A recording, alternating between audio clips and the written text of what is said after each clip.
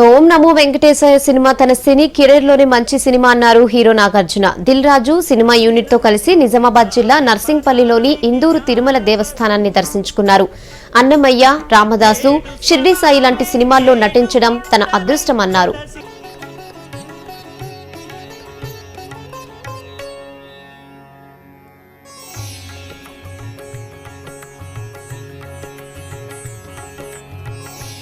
నమస్కారం. మాపల్లి గ్రామస్తులందరికీ నమస్కారం.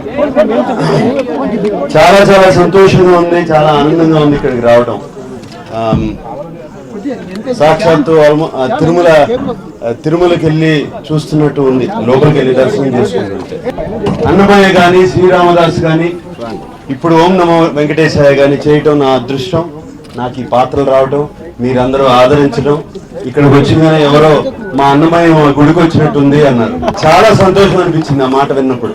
ఇక్కడ అందరూ చక్కగా ఆడారు, పాడారు, పిల్లలు చాలా చక్కగా ఆడారు. వాళ్ళు చూస్తుంటే ఎంతో ముచ్చటేసింది.